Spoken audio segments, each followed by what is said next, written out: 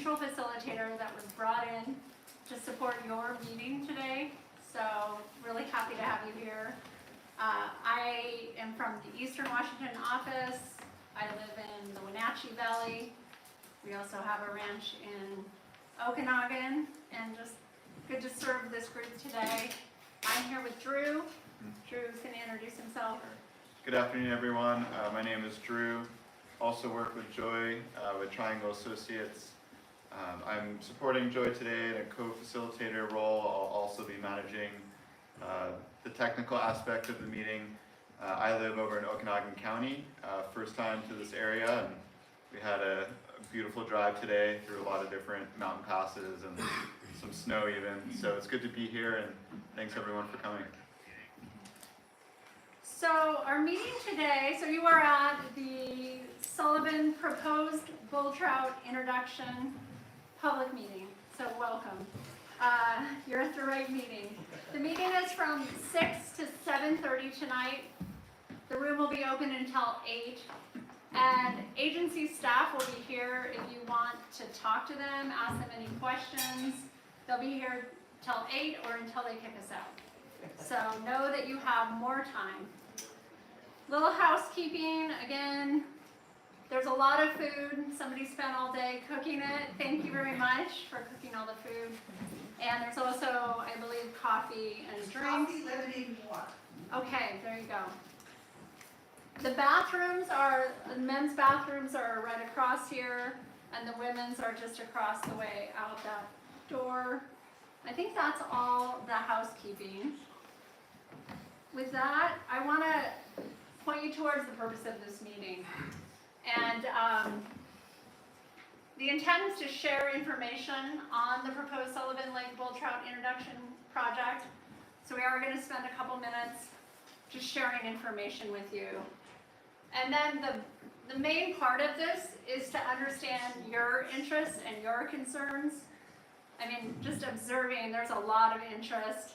I've heard some concerns. And so that's really the intention, is to talk about those and address those. And then collect any input you may have and answer your questions today as well as in the future. So the hope is that you were able to sign the sign-in sheet and give your information if you'd like to stay involved, because you know, this is the beginning of a conversation. I know the intention of the agencies is this is the beginning of a conversation. And if you want to be involved, they want you to be involved. Or if you need to contact somebody, you'll have the name or the person that you need to contact. And so, the other thing I just want to note, well, I'll get to that in a minute. Let's talk about the agenda. We are in the welcome. There's a bit of a presentation. It's only 10 to 15 minutes long. And we're going to ask you to hold your questions just to get through that, and so that'll inform the rest of the time together. And then the rest of the time is really Q&A and discussion with all of you. And so, you know, there's some guidelines here. Let me get up. Where are our guidelines? Yeah, thanks, Drew. So pretty basic things that we always talk about when we have meetings. Just sharing your everything you learned in kindergarten. Sharing your ideas and opinions respectfully. Raise your hand to speak. Tackle problems, not people. And share the air, allow all to participate. So when we'll talk more about question and answer, but we really want to leave here and exhaust all your questions and get all of your input. So we want everyone to talk and share who wants to talk and share. So we're going to make sure that happens today. Anything you want to add to this, Drew? No, we're good to go. Okay. Now, one thing we wanted to mention is that this topic really is about the proposed Sullivan Lake Bull Trout introduction. You might have other issues. You might have other issues, other concerns. A lot of the folks here today, they know a lot about fish and may not know a lot about your other concerns. And so if you do need to contact a person about other issues that you may have, staff here, I've heard, are happy to connect you with the right person. So we really just want to... Joy. Yeah, For those of you that can't see me, if there's an issue that you have, wolves, cats, something that you came here to talk about tonight, come see me when we're done, and I will find the right person for you to talk to. That person's not here tonight, but they're around, and I know who they are, and we'll figure out how to get a conversation going on that. Thank you, Joy. yeah. All right, well, I just know a lot of people traveled here today, and there's other things that you could be doing, so really appreciate your time here. We want to make sure this is productive for you, and you get what you came for, whether it's your questions answered, or you're providing input, or you're figuring out how to engage. So thank you so much. And with that, I'm going to hand it off to Bill Baker, the DFW Eastern Region fish biologist, and he is going to present some information to you. Thanks, Joy. Hey, everybody. Thanks for coming out to the meeting tonight. I really do appreciate the big turnout. Good to see everybody. So, as Joy mentioned, the intent tonight is to talk about a proposal to introduce bull trout to Sullivan Lake here in northern Ponderay County. It's a joint proposal between WDFW, U.S. Fish and Wildlife Service, and the Kalispell Tribe, and the intent is to restore native fish species to the lower Ponderay Basin, while also providing for future additional angling opportunity. Okay, let's see if this thing works.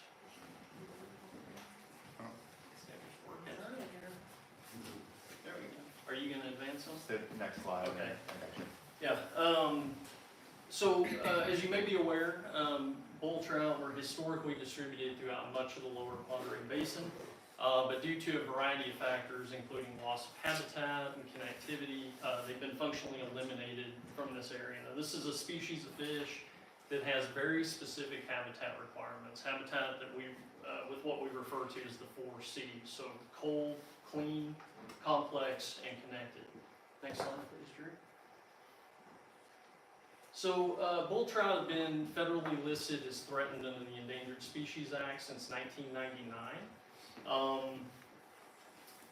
Shortly after listing in 2002, U.S. Fish and Wildlife Service and partnering agencies developed a recovery plan for bull trout. That plan was revised in 2015, and at the same time, an implementation plan for recovery was developed for what we refer to as the Columbia Headwaters Recovery Unit, of which the Lower Ponderay is part.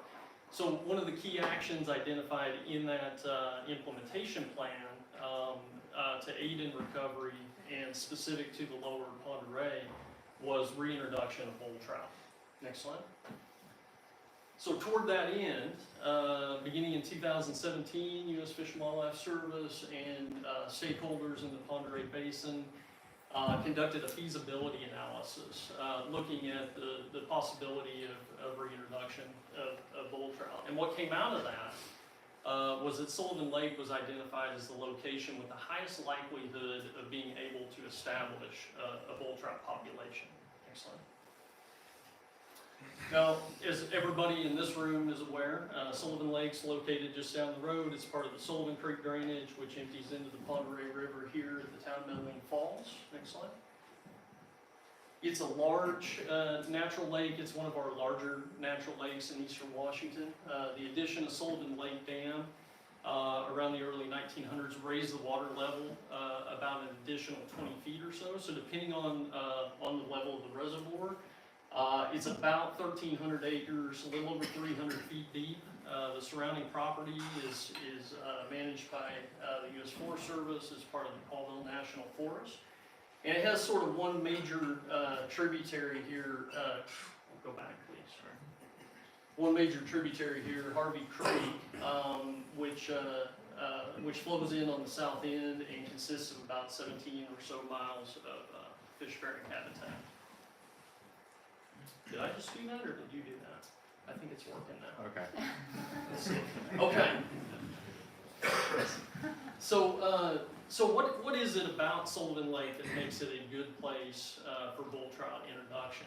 Well, as I mentioned earlier, bull trout were historically distributed native to much of the lower Ponderay River Basin. It's unclear exactly whether bull trout historically occupied Sullivan Lake itself, although there is some evidence for that. But I think perhaps more importantly, bull trout are compatible with the existing fish community in Sullivan Lake, which is largely composed of native species.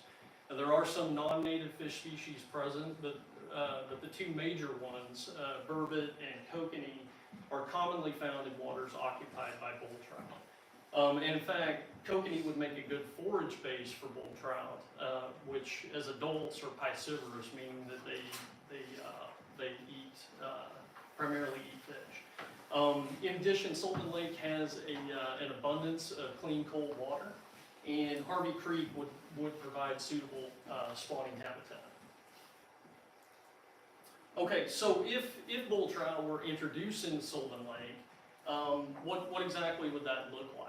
So what's being proposed is to introduce multiple size and age classes of bull trout, ranging from adults to eyed eggs over a 5-year period, and then to monitor those fish and their progeny through time to determine whether that introduction was successful. And the goal here is not to stock in perpetuity. The goal would be to develop a self-sustaining population. So this slide here just shows sort of a timeline and various tasks associated with the project here. You can see that much of the planning occurred here last year in 2023. We're currently in the public outreach and input phase here in 2024. Necessary permitting would also be secured this year, and then theoretically, bull trout could be introduced into Sullivan Lake as early as 2025. Monitoring of those fish would begin shortly after the first introduction efforts and continue into the future. So I think the next sort of logical question in my mind is where would these bull trout come from? Source stock for introduction into Sullivan Lake would come from tributaries to Lake Pend Oreille. So Idaho Department of Fish and Game has graciously agreed to provide bull trout for this effort. And because the Lake Pend Oreille population is fairly robust, we can do that in a way that won't be harmful to the donor sources. So in total, 6 candidate streams have been identified as potential donor sources.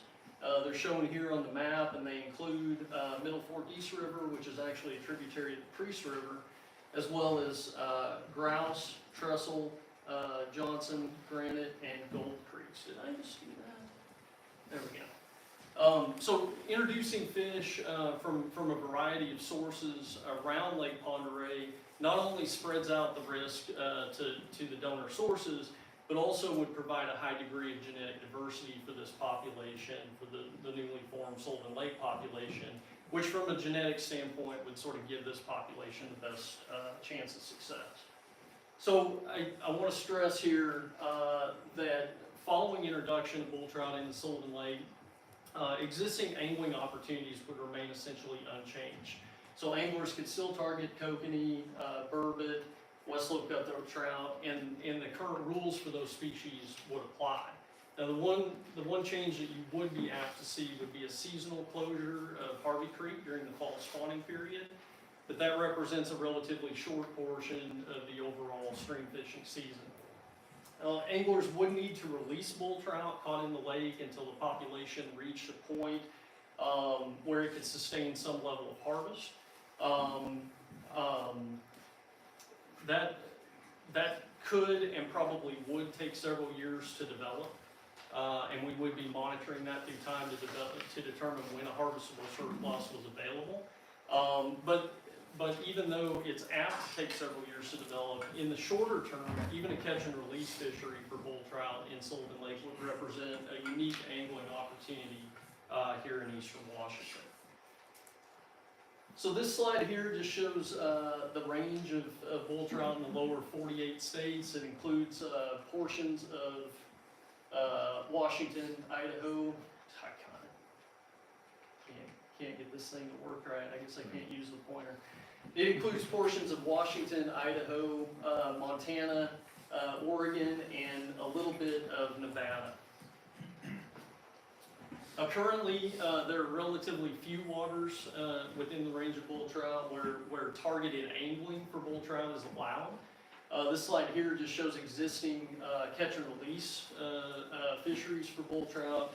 It includes all waters within Idaho, but just 3 in Montana, 2 in northeast Oregon, and 1 in the very northern edge here of Nevada.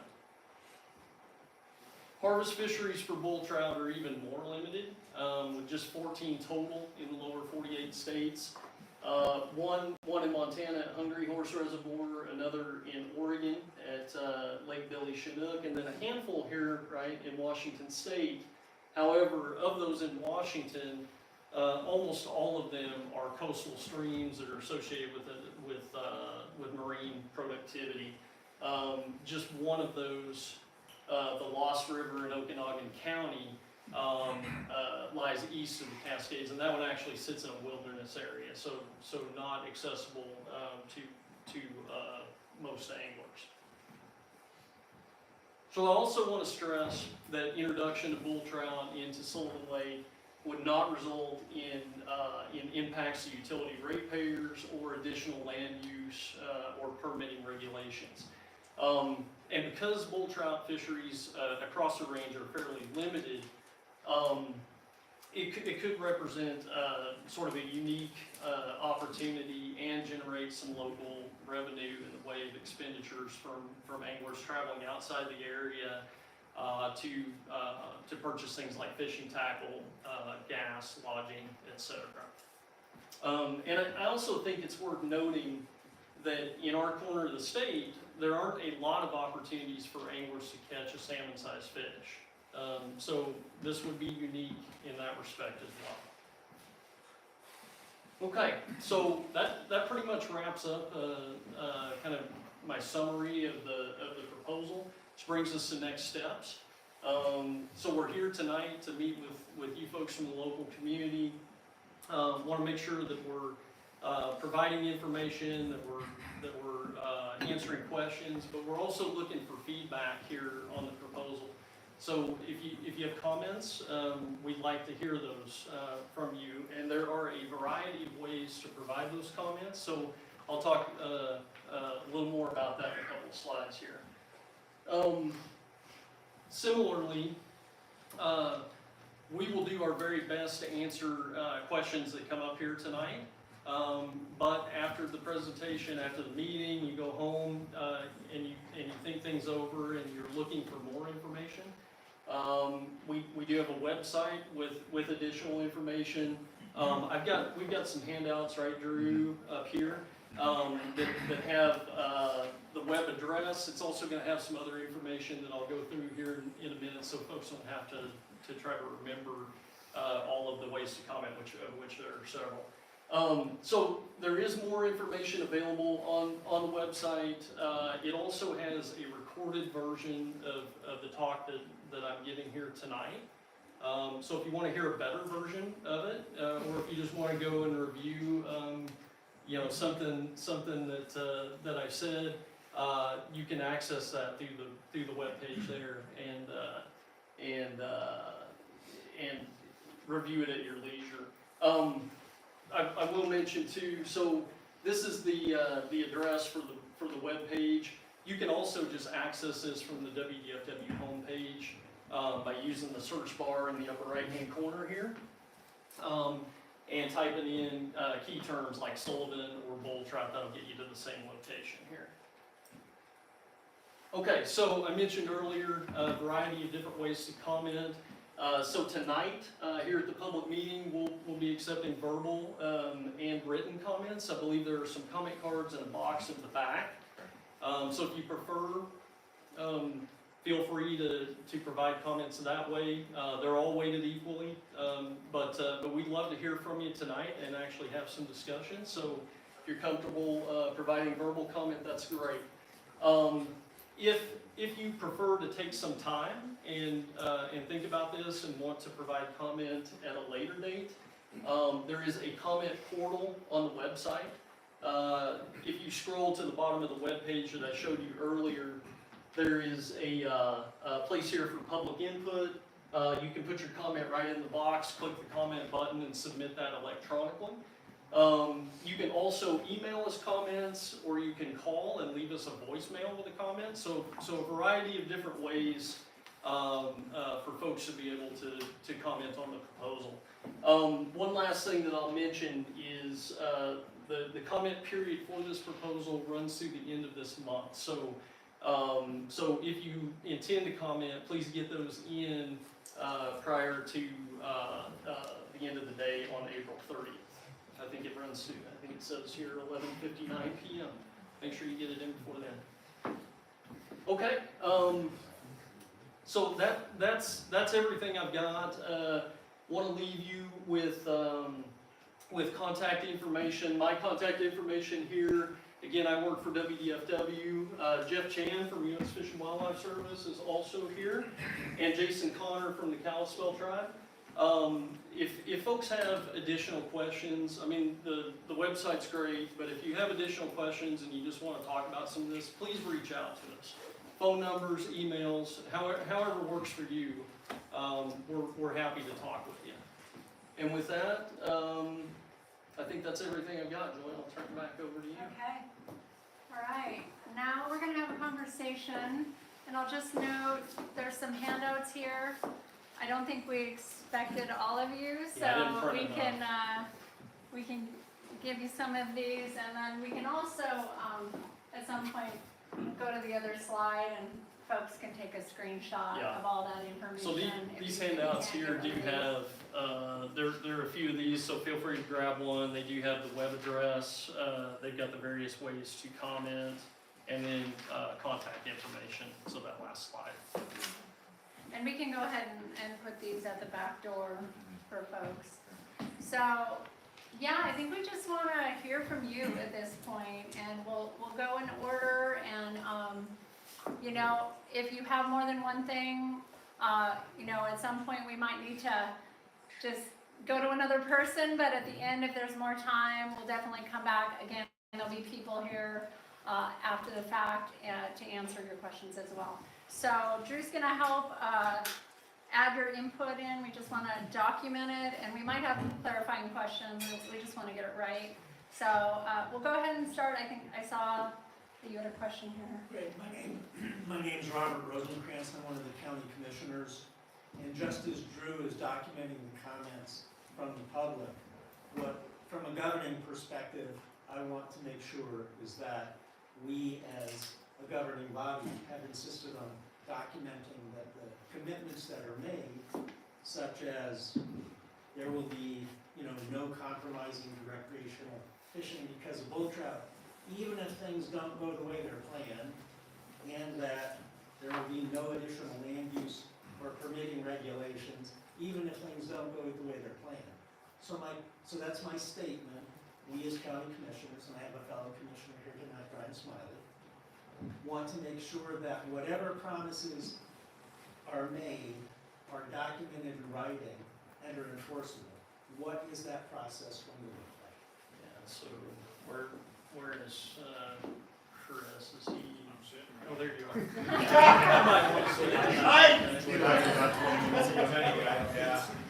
Hi, for those of you that don't know me, I'm Chris Donnelly. I'm the Regional Fish Program Manager and stationed in Spokane.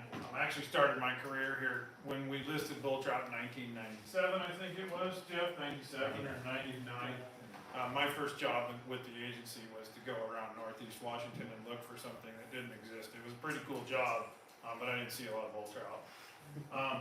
So to get to your question, Commissioner, the rules as they exist under the Endangered Species Act, that umbrella of rules with land use practices already is over Pend Oreille County. It's over Sullivan Lake as a whole. So unless listing status changed, there shouldn't be, or there can't be really a change in the land use regulations that currently apply. So it's a federal nexus that would be the service's responsibility if that were to change. And Jeff, did you want to add anything to that?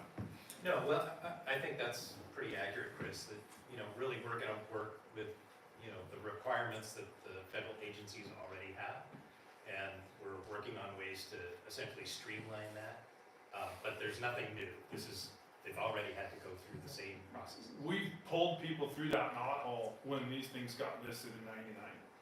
So folks up here have had this experience with the Endangered Species Act, and so our intent is nothing's to change there. In fact, WDFW, one of our criteria to get engaged in this process was to clearly understand that. So when Bill went through that timeline and there was that pretty lengthy piece of planning, that was a lot about WDFW sitting down with the Fish and Wildlife Service saying, explain to us how this works. How does it impact our constituents? What's the long-term impact from land use restrictions? And so we're pretty comfortable standing here saying to you, we don't believe anything changes. That could certainly be documented in some form inside of what would be the implementation plan, so that the county could see that, we could share the implementation plan with those anticipated things. So I think that would get to your idea around how we could document it. And then the second piece of your question was really around recreation, or what we think the impacts are there. We have Karen Honeycutt from the Forest Service here, and I'm gonna put you on the spot, but I don't foresee any changes in the ability to use boat ramps, campgrounds, hunting, fishing, anything that goes along with this because of this introduction. And do you have a differing opinion on that? Nope. Okay. We are gonna start the Harvey Sullivan Lake planning, where we'll be, but that's separate of this, where we're addressing recreation, how to improve it, whatever. It's kind of similar being this, but it won't be about the bull trout, it'll just be how do we help recreation. And Like- no, it's an yeah. enforcement issue. Like Bill said, our end goal here is, we've been charged with, since 1999, to figure out how bull trout come back to this landscape. There's a lot of places where it's not currently amenable for bull trout, and it's probably not gonna be historically, or in the future, excuse me. But Sullivan Lake is. You know, that's our job as stewards of the resource for residents of the state of Washington, to try to bring fish back in, lower the ESA listing burden, and make sure that we don't get additional federal regulations and federal rules that push down on us. For a lot of you that have been in this county and know, we've spent a lot of time in streams in cooperation with Ponderay County PUD and Seattle City Light, where we remove brook trout from the streams and we replant cutthroat. Right? Our idea in that work that we're doing is, one, we're returning a native fish, but we're putting native fish back into places that were mostly populated by non-native fish, with the intent of not having another species ESA listed in Ponderay County. And so this is just a piece of that kind of work that we want to do here. Ideally, and no offense to Jeff or anybody from the federal government, but we would prefer to manage fisheries as a state. We don't want federal rules to be essentially driving how we manage fisheries. And so we're always looking at ways that we can make advances on the Endangered Species Act, get the species delisted, and get the federal government out of the state's authority to manage fisheries. Did that deal with everywhere you wanted to go? It dealt with them pretty well, and I believe your answer was 100% in good faith. The part that just sort of troubles me a little bit is, as you said, you know, for as much as we can foresee future events, and what we as elected officials Yeah. have to do is anticipate the unforeseen consequences of what you're planning and make sure that Right. Ponderay County has no net harm if your assumptions prove incorrect. I cannot see a way that what we're proposing to do out into the future brings net harm to the county. I can see where it has some positives economically. I can see where it has some recreation positives. One negative that I will point out is if we get the wrong number of bull trout into Sullivan Lake, they're gonna eat all the kokanee, right? What's gonna happen if all those kokanee disappear?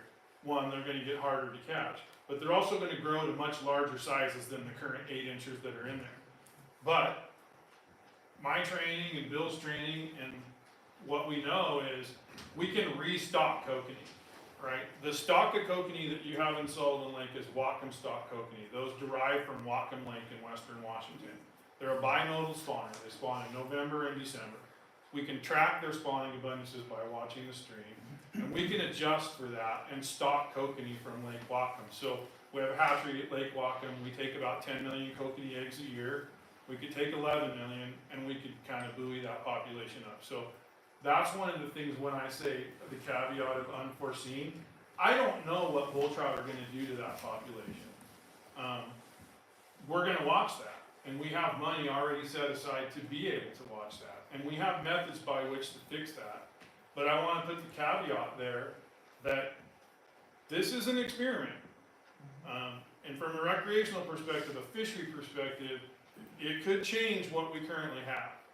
I don't know if it's negative, because fewer larger kokanee could be perceived as positive. But there's, the dynamic when we put them in the lake is definitely gonna be something different than what we have now. Thank you, Commissioner.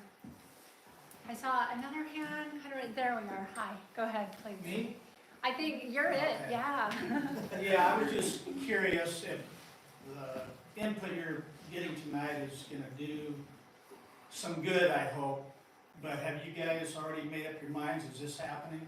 No, Okay. so this is not a foregone conclusion, which is why we're here meeting with you folks tonight, why we've made an effort to put up the website, to get the information out in the pre-recorded version of the presentation, and to be able to accept comments in all those ways, all right? So no, it's not a done deal. It's not a foregone conclusion. It's not as though we're just going through the motions here. We're really looking for public input on this.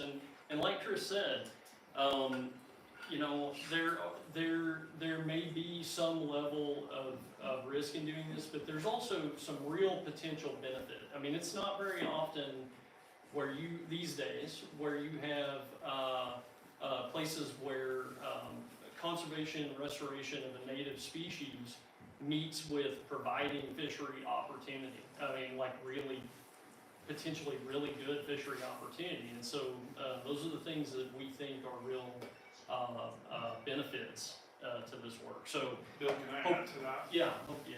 So, I met with our director, who, you know, our director comes to Medellin Falls never, right? But he does know where you guys are. And the conversation that I had with the director about this is, he asked me the same question: is this a foregone conclusion? And the answer I gave him is no.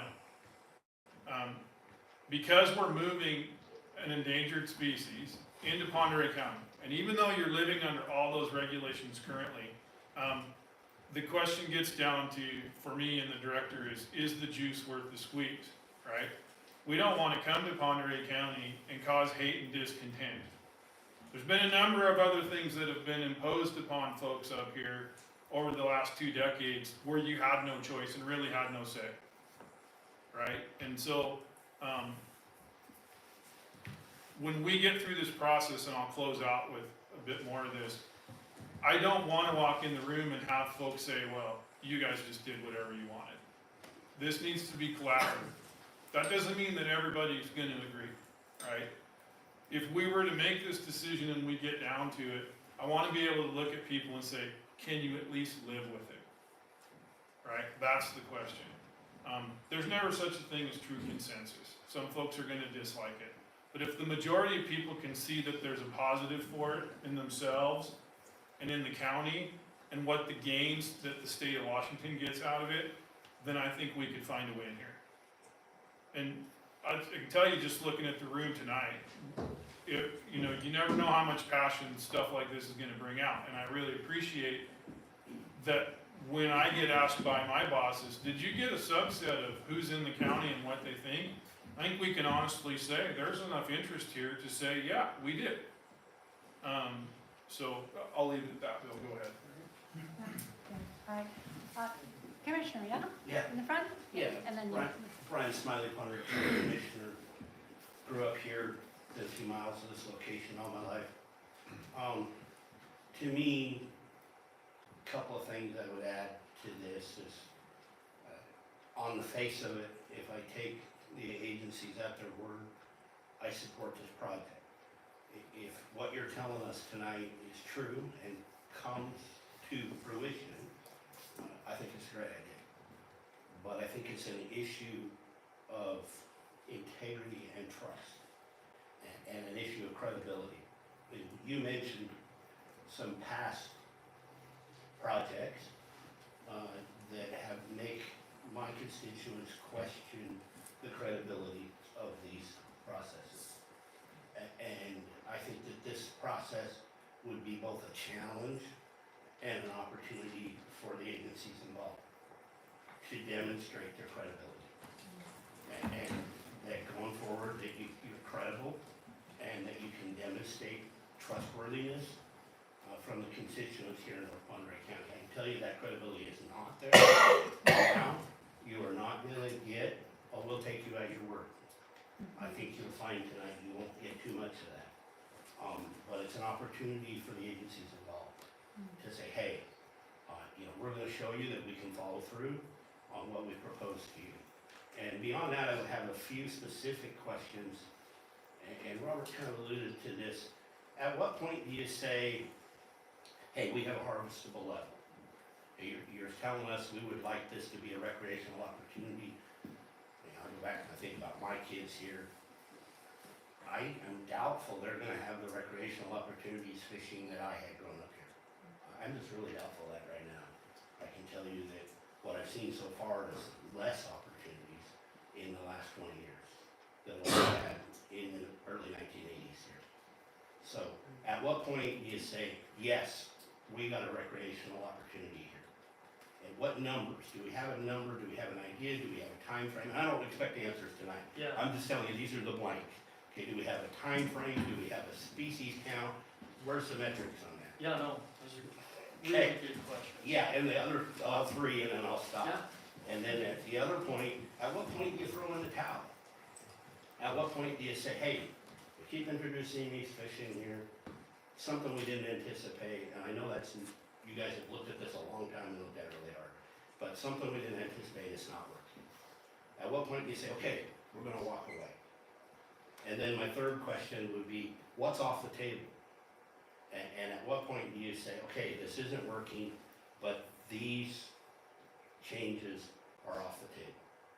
Recreational changes, management of the lake changes, management of other species changes. So I think going forward, those three questions, if we can resolve some of those in people's minds and get that out there ahead of time, that hey, this is off the table. And hey, if this doesn't happen, we're gonna throw in the towel. And hey, if we reach this level, we're gonna have harvestable levels. And I won't mention some of the other four-legged species, but it seems like some of those goalposts have kind of moved. And that credibility issue is, that's So, really cover the credibility, integrity stuff. So, I've been with the agency 30 years and I've worked in Eastern Washington for all 30 years. What I can tell you is there's multiple facets to our agency. There's a fish program, there's a wildlife program, there's an enforcement program. One of the things I'm proudest of in my career, and I've been in this leadership role a long time, is everything that we've told you we were going to do in Monterey County, we did exactly what we told you we were going to do. We came here in 2012 and said we were going to get rid of pike, and we've pretty much gotten rid of it. Got rid of everything else too. And we came and we were gonna do restoration work on West Slope Cutthroat, and we prescribed the places we were gonna do it and told you the outcome, and we did that. So I get the frustration with the agency as a whole. But the stuff that's our track record as fish staff, I think we're very consistent. The four-legged stuff, we're not.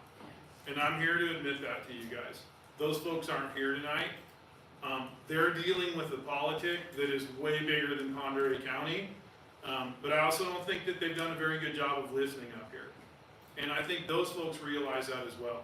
So I totally agree with you. I think we don't have full trust here. We understand that. It's one of the reasons why we wanted to be here tonight, and this won't be the last time that we can all talk. But we do think that we live up to our track record of what we've told you we're gonna do with fish work in this area. Yeah, there's another. Well, I guess, so really appreciate those questions, that you have, Commissioner. Want to make sure that we capture those.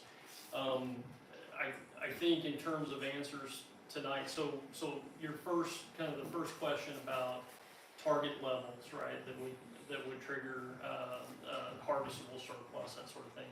So currently, I heard somebody mention it earlier, Chris did, I guess, an implementation plan that we're working on that would have those kind of details in it, right? And those triggers for, as well as the, sort of off-ramp, at what point do you throw in the towel if things are not working? So I talked earlier about, the 5-year period, of introduction and then monitoring those fish to determine whether we're having the desired effect, right? Whether we're generating a self-sustaining population. So that's our intent. All of those details will be in the implementation plan. So right now, we wanted to come and kind of, and get this out in front of folks and let folks know, hey, we're thinking about it. The implementation plan is not fully baked at this point, but we're working on those kind of details, and those are the kinds of questions that we need to come back to you with answers on. Yeah, and that, I don't expect an answer tonight, but to me, I think that's gonna establish this process forward.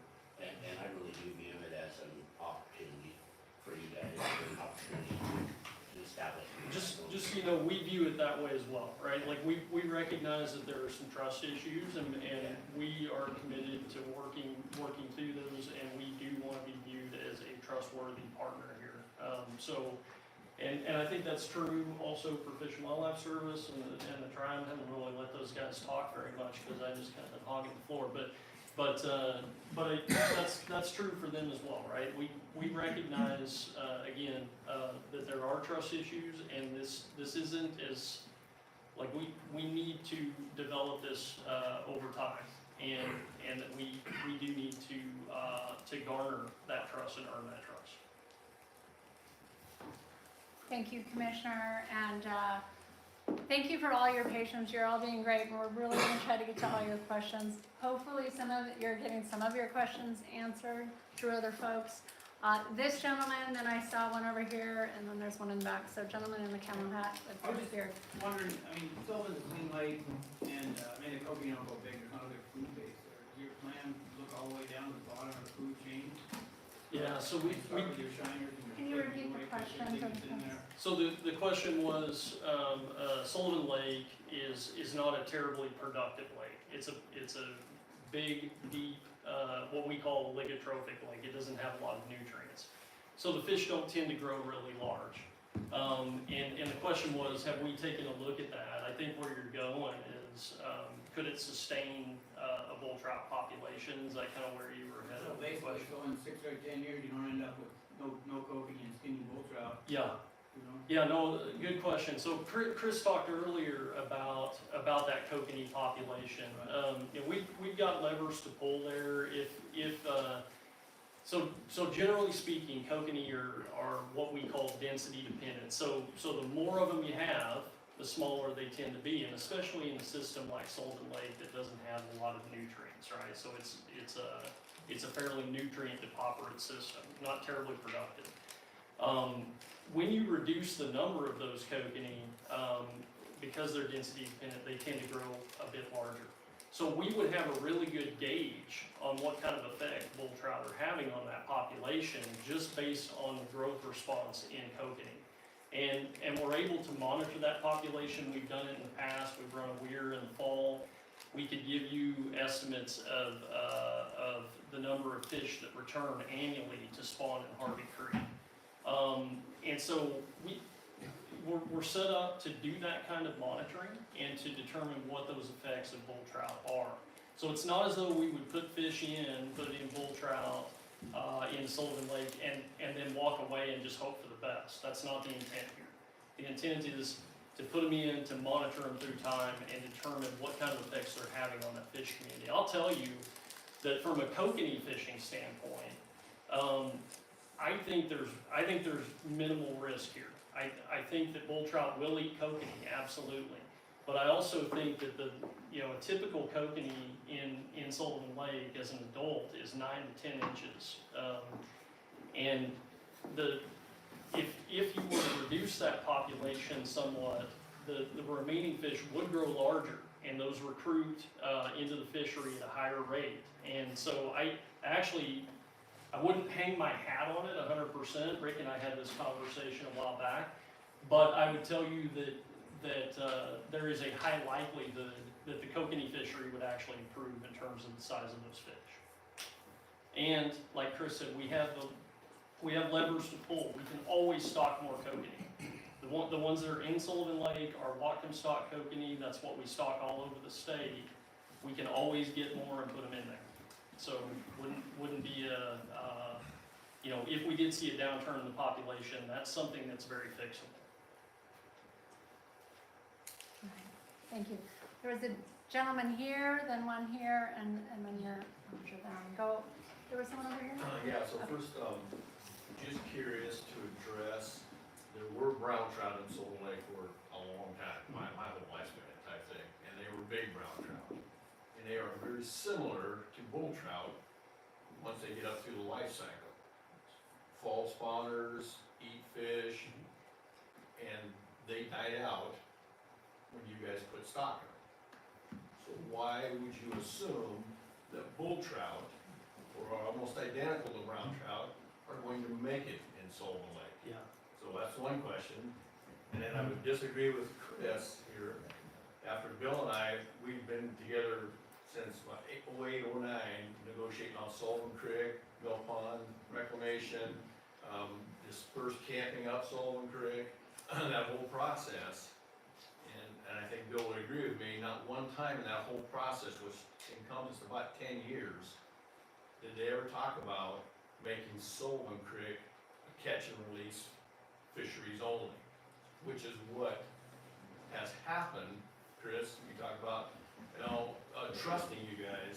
That's what you guys have done to Sullivan Creek, is you can't catch and eat a fish out of Sullivan Creek because it's chock full of West Slope cutthroat, which it is, but you can't keep them. So that's part of that trust thing, Chris. Yes. That's fair, Rick. You and I talked a little bit about that a while back. I think the timing was somewhat coincidental. What was not an intentional thing to limit harvest opportunity. But like you said, when we began suppressing brook trout and they were no longer numerous in Sullivan Creek, harvest opportunity largely went away because of the protections on cutthroat. Just so folks understand, that cutthroat population in Sullivan Lake is sort of the crown jewel here in terms of native fish in the area.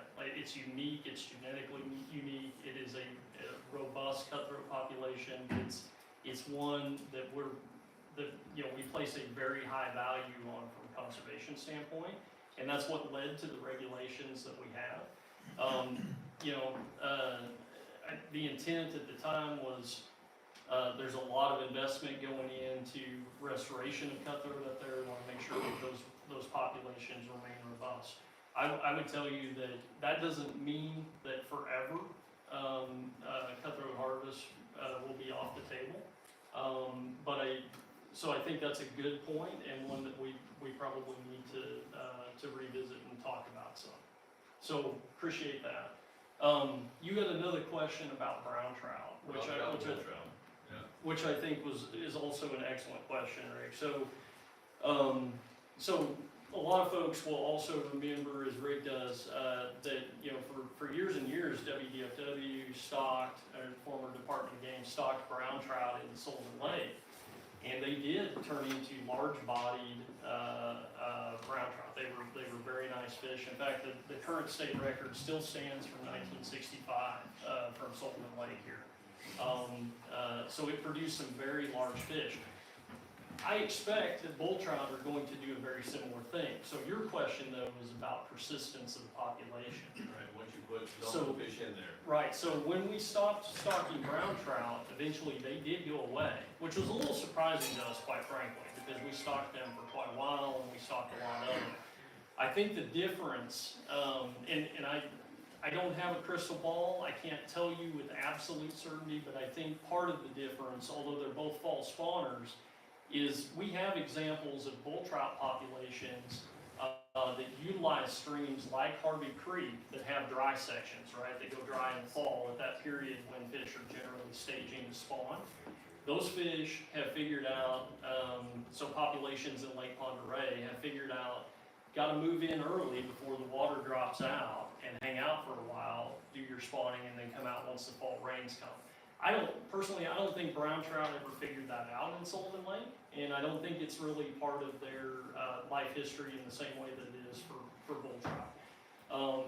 The other thing about brown trout is if they were restricted to spawning in that very lowest area, the place where Bree waters and you know the kokanee spawn, there is a good chance that with that many kokanee spawning in there, it's almost one gigantic red. And if brown trout spawned and then kokanee came in and spawned on top of those and put their reds on top of those, very good chance that those eggs were smothered or disturbed and out of the gravel. And I think that probably also had something to do with the demise of brown trout.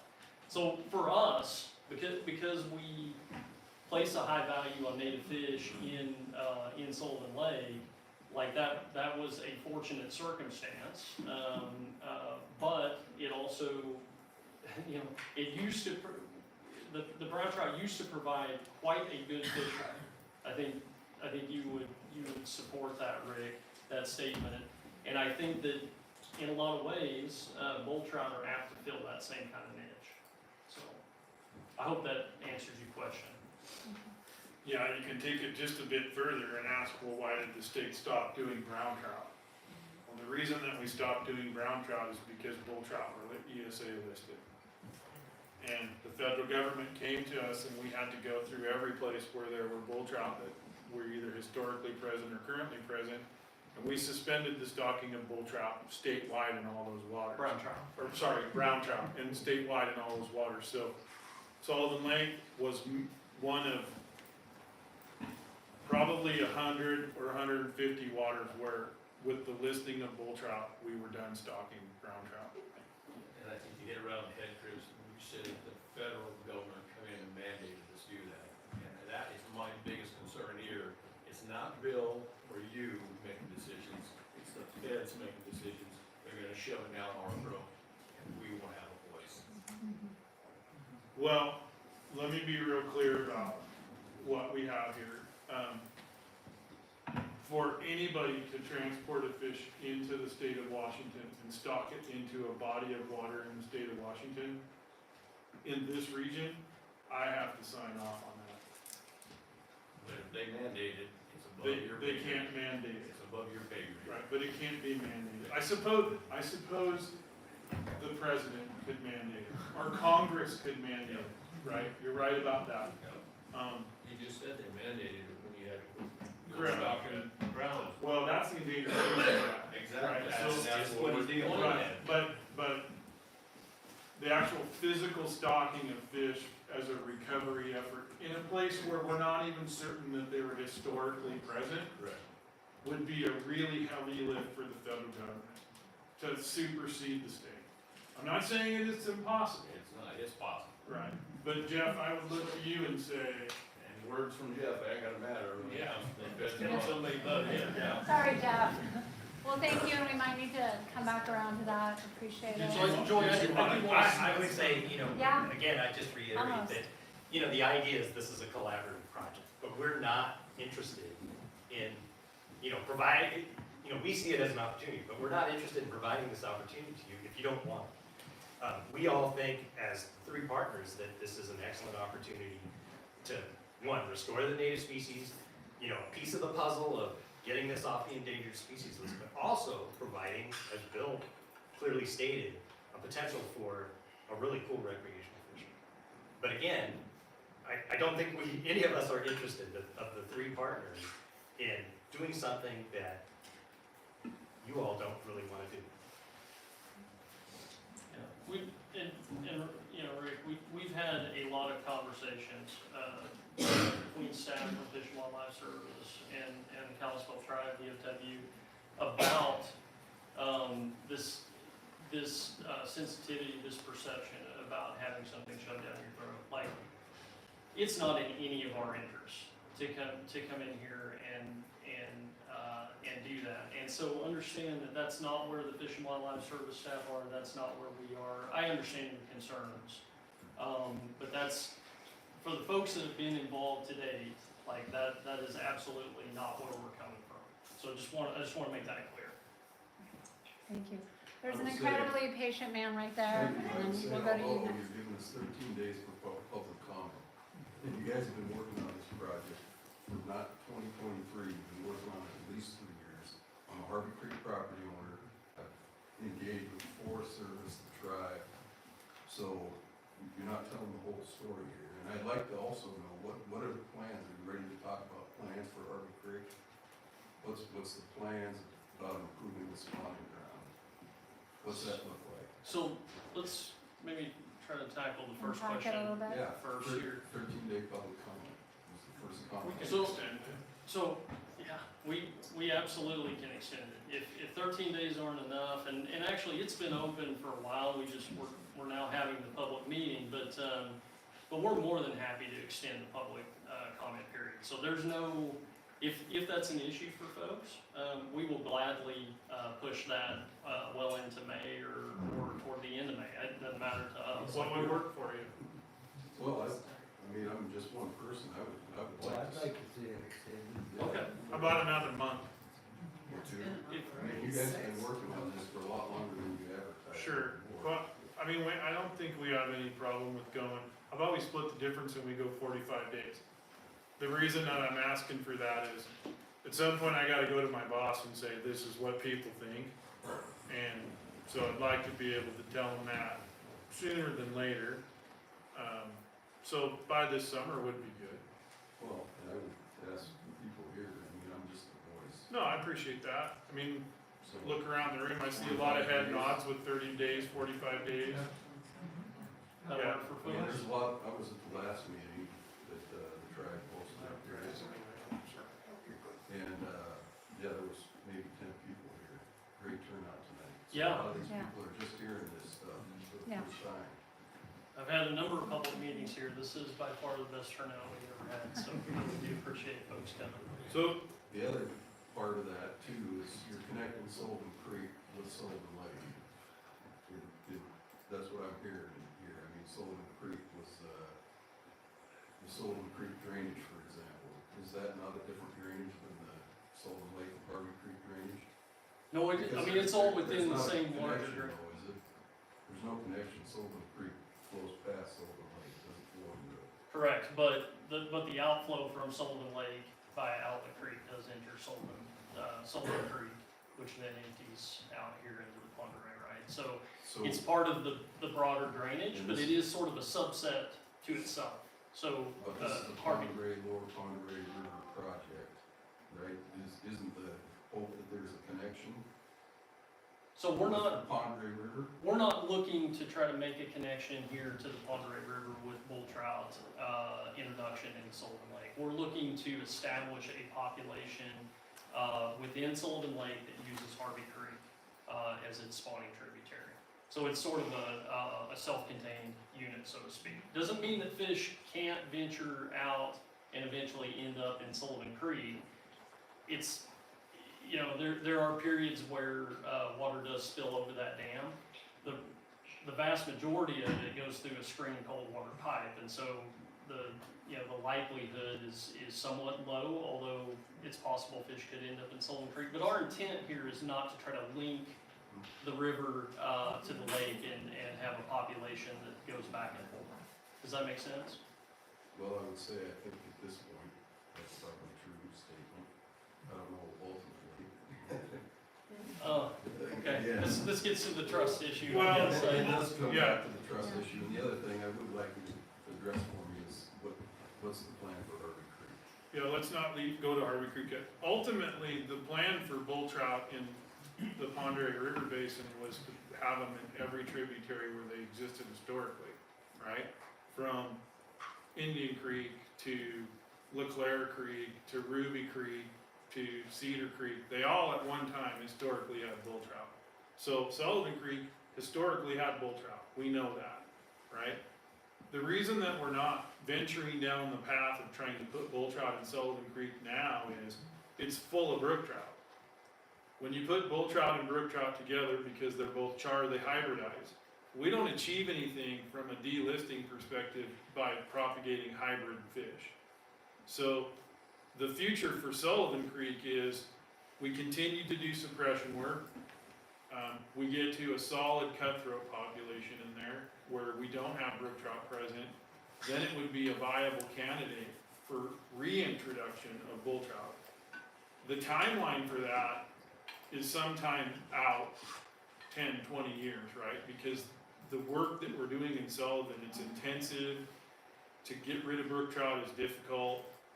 But that's the reason that we're doing that work in there now, right? Seattle City Light funds that work. It's part of their hydroelectric license with the intent of taking all those brook trout out, allowing cutthroat to occupy all that available habitat and take advantage of the productivity in the system, and then go back and put bull trout in there. So really clear, you're right, someday bull trout could be in Sullivan Creek, but the intent of this project is not to start that now. In the future, if Sullivan Lake were to work, we could grab progeny from Sullivan Lake and move them to Sullivan Creek, right? Or we could move them to LeClaire Creek. That would be one of the benefits of this introduction in Sullivan Lake. But those things are down the road, right? And they're part of the bull trout recovery plan that Bill showed. Those types of actions have been out and open to the public for 20 years. I mean, those have been things that we've published and told folks that we were planning to do if we could ever make the environment suitable for bull trout to go out. So Thank you. this gentleman also has a question about Harvey Creek, and I think Mike, you might get an Okay. answer on that. So, Right, and then this gentleman's been waiting quite Okay. a long time, so I want to get to him. Okay. Go ahead. I'll make it quick, because we're not, very much further down the road. My name is Mike Lithgow, I'm the, lead entity coordinator for the Pondere lead entity, and, work for the Kalispell tribe. But the Harvey Creek project, we got funded to do a conceptual design of the lower reach, basically the Forest Service PUD Stimson property. And, that design, it was at 15%. We're bumping it up to 30%, and we're looking to get funding for a final design and construction. So once we get funding for that project, we're gonna come back to this meeting room again. We're gonna invite you guys to come out and talk about what that final design looks like as we develop it. So we're not, the last time we met in the same room, much smaller group, but we're like a little bit further along the road of planning or designing that section of Lower Harvey. So we want to improve the habitat in that section for all fish, and we're gonna try to get some funding this fall. So if we get approved in September for funding, we'll come back this fall, early winter, and talk about that with you guys and kind of let you know what we're thinking and work through the final design. So this is not gonna be the last time we'll talk about that. We're gonna have lots of opportunity for that. Are these two projects not directly correlated? They aren't really, no. That other project is, I mean, maybe different funding sources. they're different funding sources. I mean, I think that project, if it's successful and we have better habitat, will be good for bull trout, it'll be good for kokanee, good for cutthroat, so it'll be good for fish. So in that way, they are connected. Okay, so to follow on that, Mike, so what happens if the bull trout project doesn't go? We're still gonna do, Okay. yeah, for sure. That's Yeah. okay. So just hearing, a request to, extend the public comment, hearing 45 days, where does that land? What is that date? Well, Yeah, I can let you it do would the be math. June 15th. June 15th, Yeah. okay, good. All right, just wanted to acknowledge that. So gentleman here, and then gentleman in the back, and then you after that. Go ahead, sir. I'm Bear Holter, I've lived here all my life, born here, like several people in this room. And we all grew up at Sullivan Lake, and when we were kids, you could go out there with a beach towel and catch about 100 shiners in a towel, and you can't get 2 or 3 in a towel now. And I'm just wondering, is there any way to I don't even know what kind of fish they were, and I don't know if any of these guys know what kind of fish they were, but we call them shiners. And I'm sure they added to the fish food. Is there any way you can dump those in there too, and reintroduce those? I don't know how that would happen, but, and then, just to pile on the comments that have already been made, I'd rather go out there on Sullivan Lake right now and catch 10 8-inch kokanee in 3 hours than spend 8 hours catching a 2-pound kokanee. Just my opinion. Yeah, no, that's You know, I mean, it might make the kokanee bigger, Personally, but are they gonna be so scarce that they're hard to Well, catch? personally, I would too, right? Like, I don't have the patience to fish all It day. isn't about that, it's But- about catching. but- The balance that we would be shooting for, and again, we have the ability to stock fish and other management actions that we could take. What we would be shooting for is not 2-pound kokanee, right? Where they're Well, extremely yeah, scarce and that was an hard to find. But you might be able to find a sweet spot, where they get a little bit more size, but are still abundant enough to really drive a fishery. That's what we shoot for kokanee fisheries generally. If we can produce fish that get to like the 11 to 13 inch range for lowland lakes. My main thing was about the shiners and how prolific they Yeah. were back, I'm talking 50 years ago. Yeah, so interesting. I would tell you that shiners are still present in the They lake. are, It but sounds not like like they're they not were. nearly as abundant as they Not even were. close. I would What do you tell think has changed with made it different? Well, maybe the burbot have eaten them all, maybe the kokanee are eating them all, I don't know, but Yeah. there, I just know for a fact when I was a kid, there was thousands of them. So it would More than not there are surprise now. me if burbot have had an impact. You know, they've been present in the lake for, what, 25 years or something, maybe somewhere on that order. That's all? They've been there? Seems to me like it was well, I'm getting old now, but it seems like it was in the 90s sometime, at least when we realized that they were there. So that's a possibility. I mean, I find that really interesting, and I'd like to talk a little bit more about it maybe afterward. I'm curious about other observations of what the fishery looked like 50 years ago. Because my baseline, right, is the last Well, there's 17 probably or something. 15 or 20 guys that I Yep. can just see in this room that have lived here for Yep. 50 plus years. Yep. And they've been spending a lot of time out there, so they'd be ones to talk to. Yeah, great. Excellent. All right, gentlemen on the stairs, and then you're next after him. Go ahead. I just feel like I need more education on what's going on in the lake, and then what the potential disruption is to that lake when you do this, because if there's, my understanding, you have a really good, you have a very old population of cutthroat genetics in the system around here. And my concern is that should have some value to it, and I think if you add bull trout to it, that as far as that lake is concerned, I think you could pretty much mix the cutthroat out. Well, so you're right about, there are cutthroat present in the lake. They use Harvey Creek. There is an existing population there, and it does have a very high conservation value. It, as well as the cutthroat that inhabits Sullivan Creek.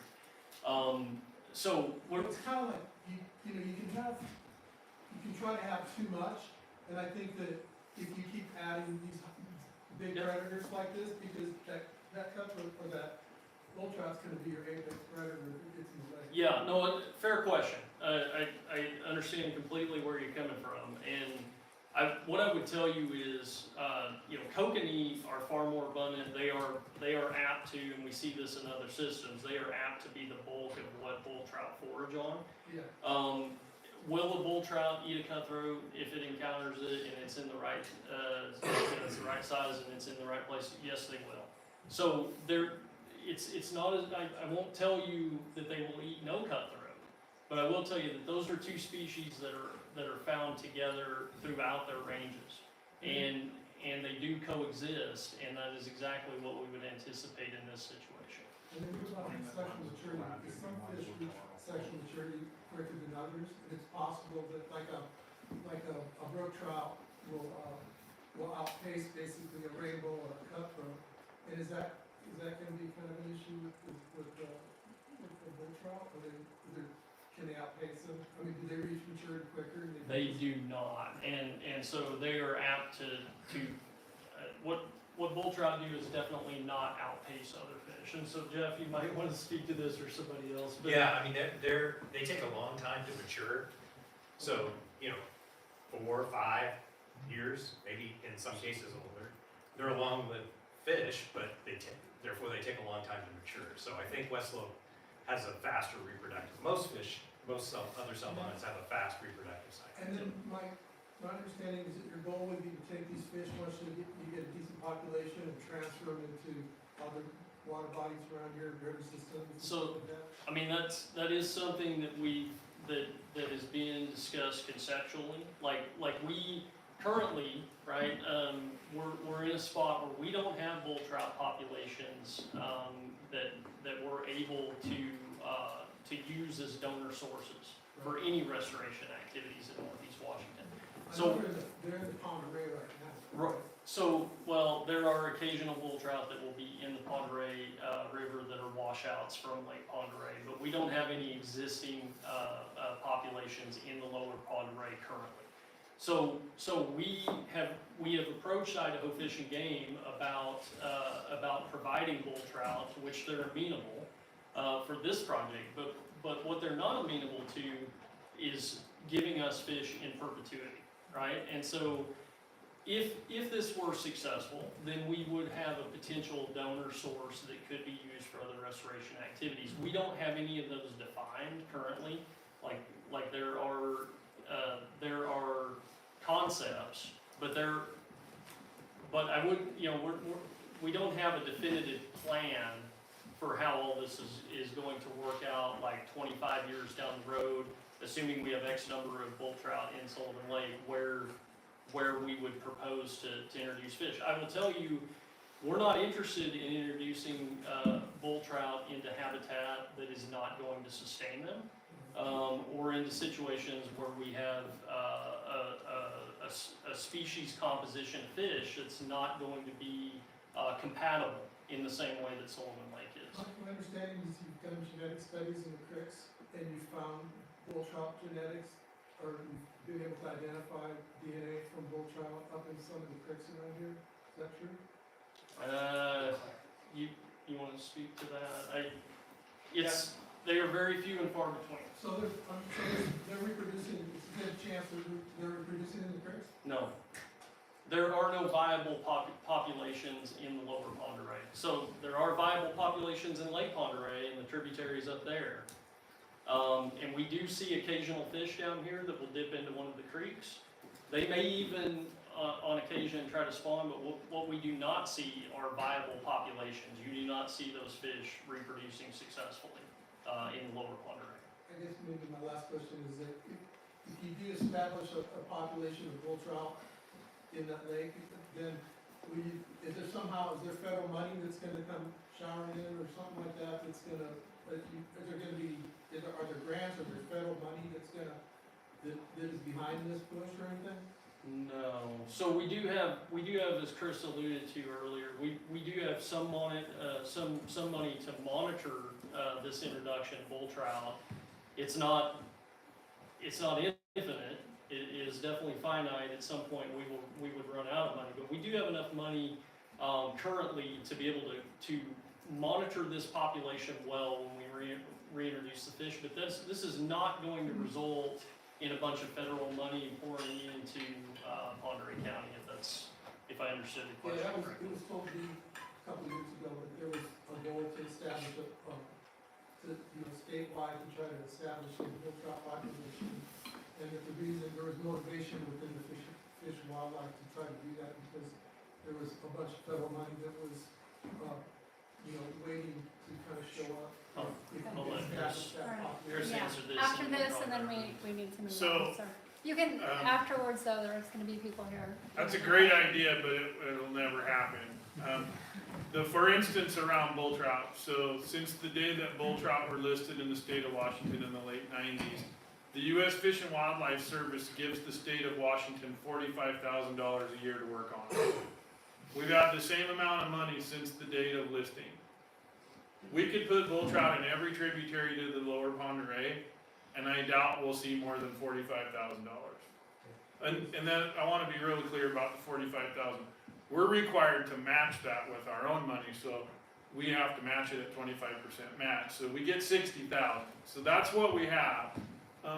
So I don't know where you heard that, but it's not accurate, and the feds don't have more money to give, so, yeah, there's no windfall coming. Sir, we have to move on. Thank you. Great questions. And they will be here, after we end at 7:30, so feel free to connect.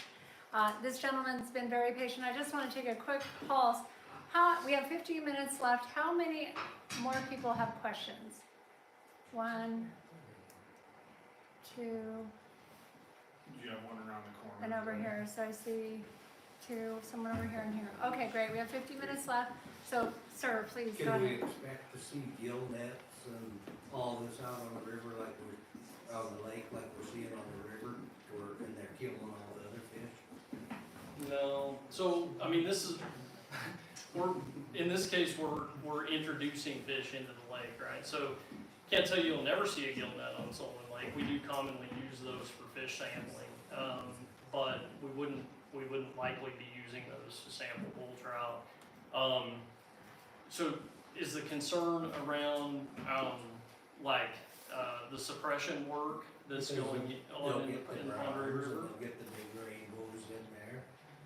When they have nets in the lake, they don't just get so thick fish. Yeah, so this project, what we're proposing looks a lot different than northern pike suppression, right? So Chris talked earlier about pike suppression. I remember coming, and having a public meeting in Newport, where we also had a big turnout when we started talking about the idea of northern pike suppression and the need to do that. It was a controversial subject. I understand the sentiments that surround that particular issue. I've been around it from the very beginning. I'll tell you, we did what we needed to do in order to prevent spread of northern pike throughout the state of Washington. I'll tell you that we've been fairly successful in that. Now, did it result in an impact to the local area here? Yes, it did. It did, and that was not enjoyable. I didn't enjoy that. But I'll also tell you that the changes that you've seen in the Pondere River with respect to the fish community were occurring before that netting ever happened. Okay, so when pike showed up on the scene and expanded and went through the roof as they did, they were competing with bass for forage. I mean, you went from a situation where forage was everywhere, literally everywhere, to a situation where it was somewhat rare because there were that many pike in Box Canyon Reservoir. You saw a shift in the fish community before the suppression work ever started happening. I think there's a common perception that the nets, negatively impacted the bass fishery. I can tell you the bass fishery was on its way down before that happened. We can agree to disagree, but I will tell you that was a situation that had far reaching implications for the state, right? So when pike were able to access anadromous waters and ESA listed salmon steelhead populations and fisheries in that area, not to mention the resident fisheries up here, that was going to result in tremendous losses. And so we did do that. That work is currently ongoing. It is a very small scale effort these days compared to what it was. And I'll tell you that the fish community monitoring that we've done in Box Canyon Reservoir suggests that those populations have largely rebounded. Now, you're never going to see the same ratio of largemouth to smallmouth that we saw before that, because smallmouth ended up filling a bunch of that niche. But those impacts were in the works before the suppression netting, and I'll stand by that statement. So, Query about whether they'd be interested in reading the work that Ken's done. yeah, so And we could send it out as an email. yeah, so we do have a report that details some of those findings. I'd be happy to share it with you. I'd be happy to visit more about it too. You know, and again, I understand, think I have a very good understanding of that issue. I've been very close to it for a long time. I understand too that that is, where some of the trust issues lie here, okay? So, yeah, Thank you. I don't Thank know you. how well I actually answered your question, but that's. This gentleman, then there's a gentleman in the back, this ma'am, and then you. So go ahead, sir. Hey, I had a question, are you grouping bull trout and dollies together? Well, I fished Pond Ray for years, the lake, and I give it up. Got a big dolly down there, couldn't keep it, worked on it for, well, a half hour, trying to revive it, couldn't keep it, just turned it loose, but they're two different species, am I correct? They- The bull trout and the dolly? So they are two separate species, although the common Joe, I mean, well, actually, anybody that's not a geneticist would have a very hard time telling them apart. So you're Chris, talking both you talked species, about then? this recently, right, about, Yeah. about Dolly Garden here in the state, so they're commonly referred to as dollies. Yeah, but so, This area, they're both. you know, growing up 50 plus years ago, I fished in the Clearwater Basin, and every fish you caught was a dolly. And then I went to college, and then my professor told me those were all bull trout. The difference between Dolly Varden and bull trout is pretty much just genetic distinction. So geneticists can tell you the difference. When the genetic work was done to look at the lower 48 states, and specifically in Washington, we have one population of Dolly Varden, and I think it occurs in the Stillaguamish Basin, right? No, well, there's a few more than that, but they're all on the west side. Right, so they're all in western Washington, and they're generally somehow related to the ability to go to marine life history. Every other population, including the most abundant, which are like in the Skagit, where in Skagit we have thousands of bull trout in the Skagit, they're all bull trout. The fish that you're catching in Pond Ray Lake, those are bull trout. Somewhere 35 years ago, they just changed their name. And so that's where the confusion comes from, because I caught a lot of Dolly Varden when I was 10 years old, and, you know, now they're bull trout. So. Still very commonly referred to as dolly. And what that's gotten caught up in is, you know, scientists, some people like to lump things together, and some people like to split them, and so they split that. But really, honestly, you couldn't tell the difference.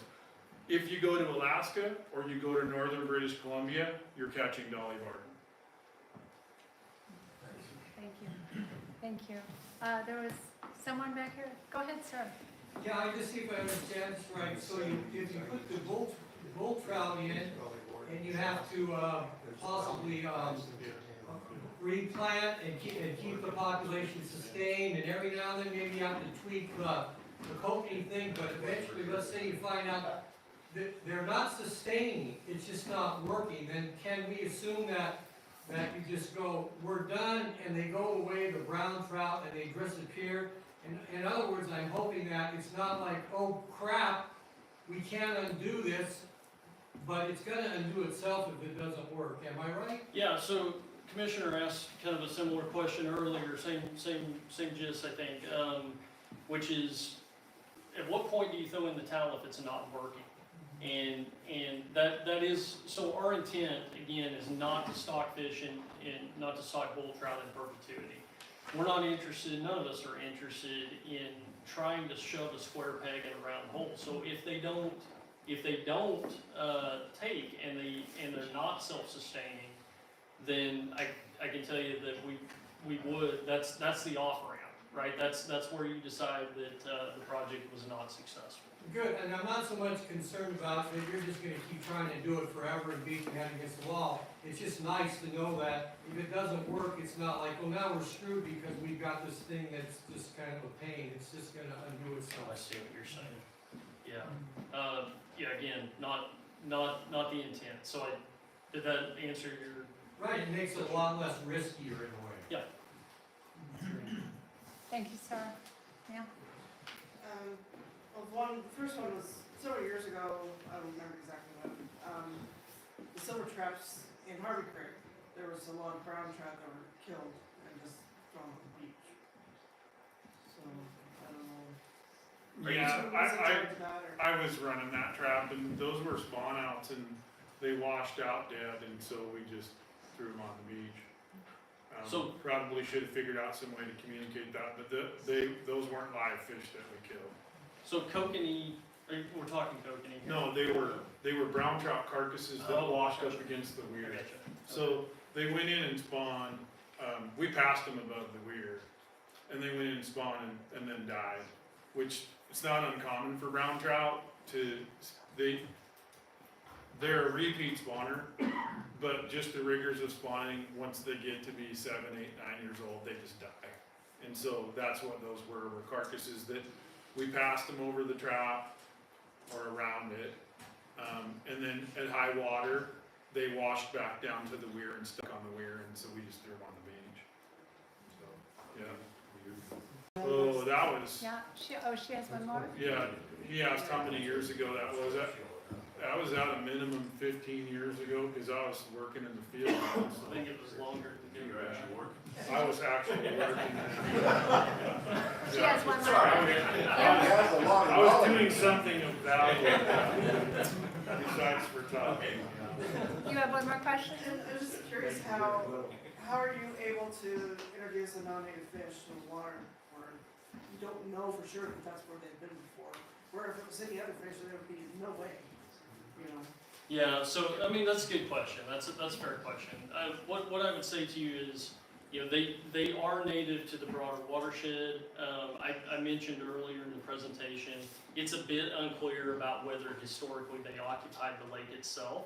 Although I could point you to a newspaper article from 1910 that says, hey, anglers are catching cutthroat trout and bull trout in Sullivan Lake. So it's not something I can substantiate, but it also kind of makes sense, right? Given the distribution of bull trout and cutthroat in this lower Pend Oreille Basin, I don't think it's out of the question that they might have been there historically.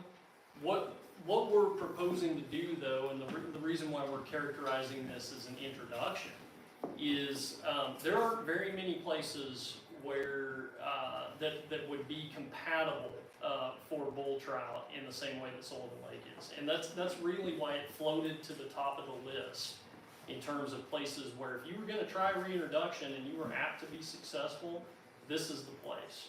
And so, you know, I would say that we don't have the same concerns about a bull trout introduction, given the species composition and given that they commonly overlap with cutthroat trout and all those other species that are found in Sullivan Lake, that we might have about some other species of fish.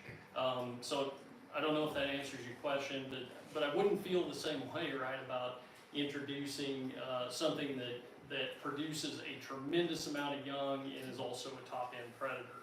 This is a different critter.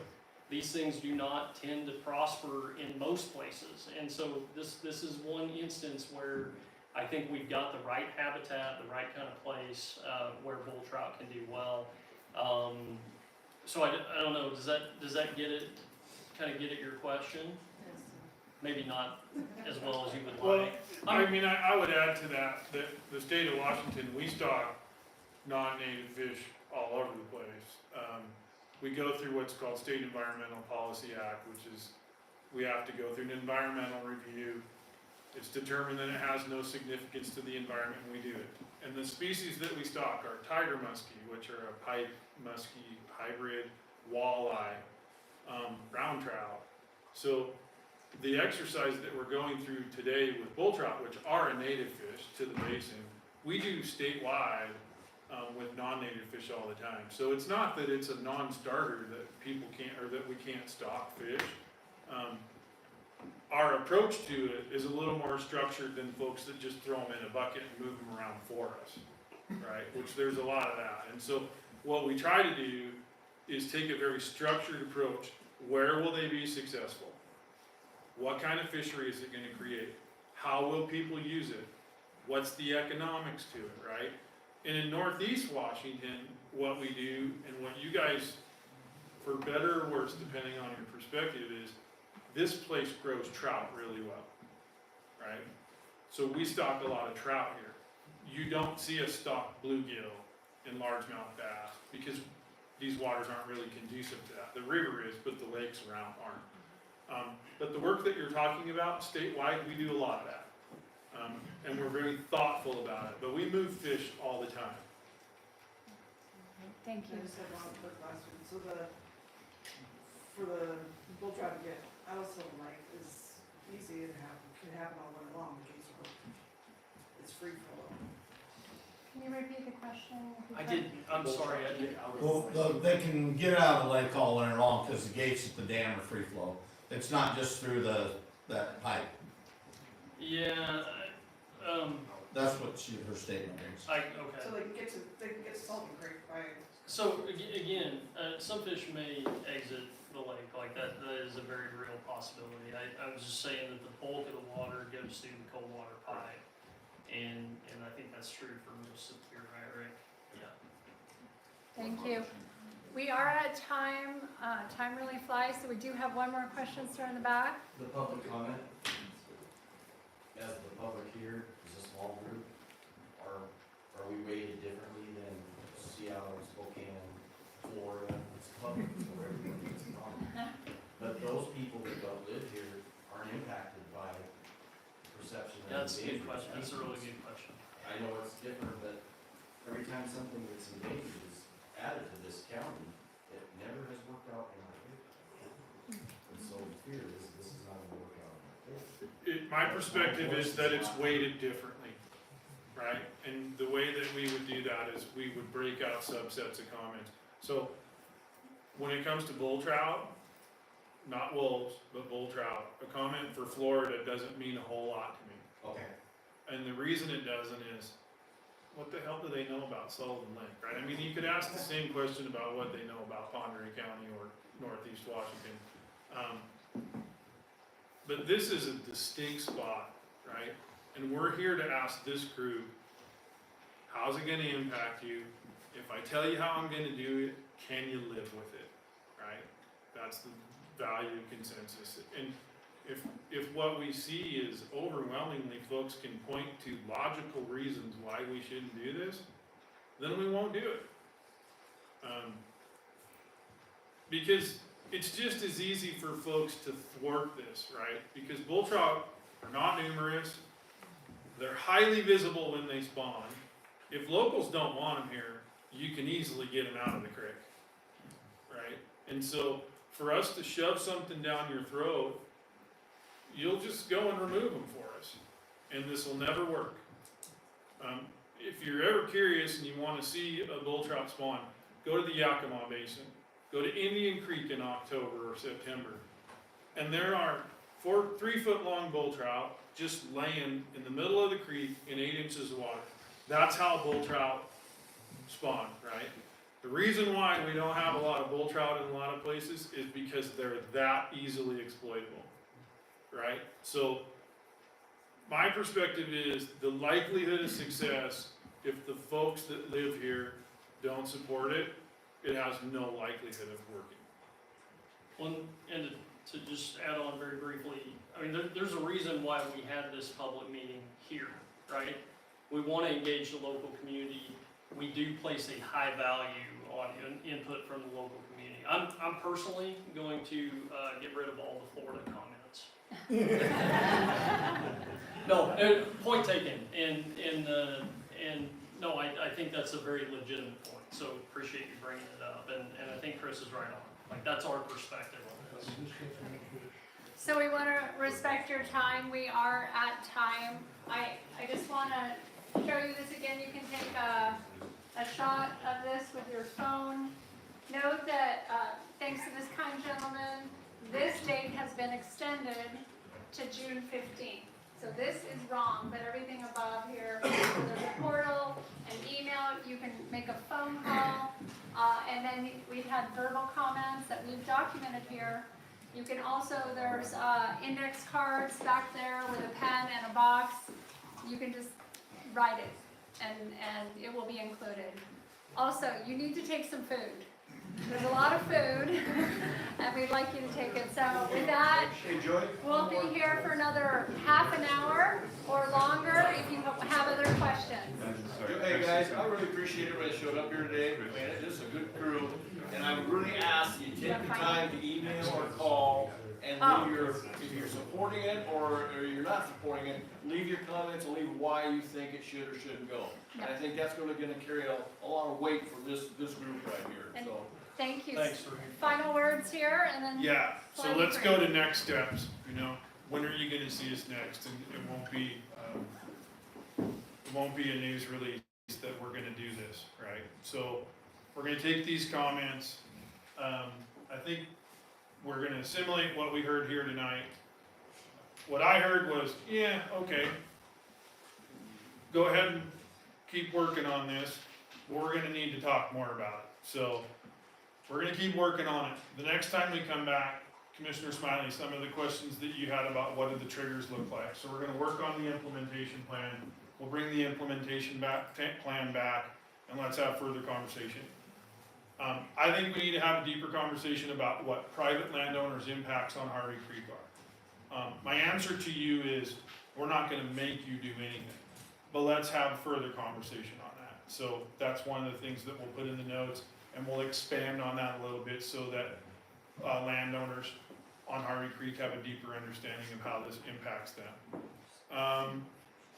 So let's give us time to take in these comments. So we're gonna close the comment portal on June 15th. If you don't want to write a comment, call Bill or call me. If you call the Region 1 headquarters and ask for me, I will happily visit with you for as long as you want about this. We're not gonna be out of here as soon as we adjourn. Visit with us tonight. Some folks don't like to raise their hand and speak in a crowd. We're still here and we'd like to hear it.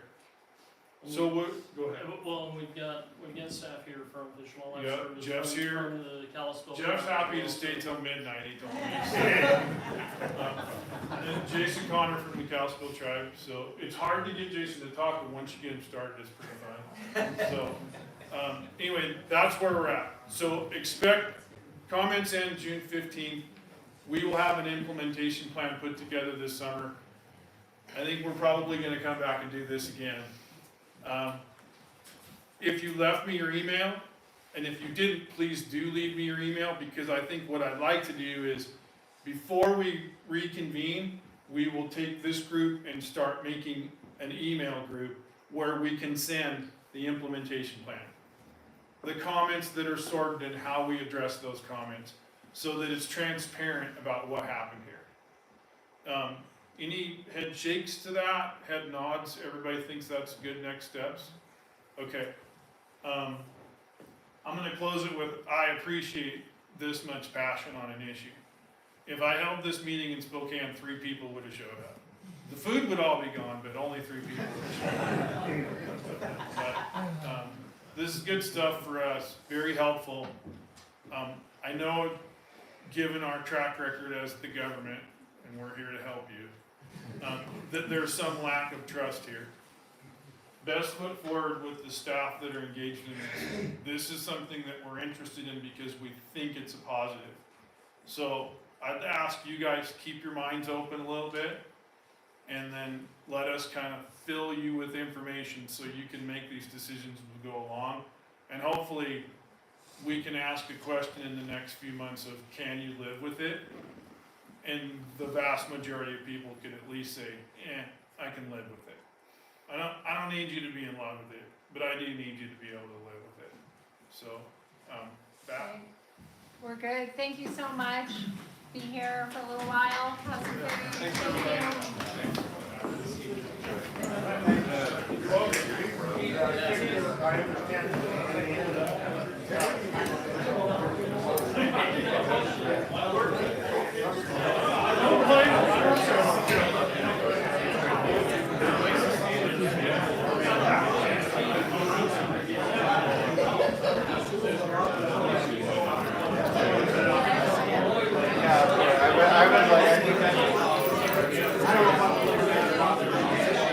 Well, did you get it all down?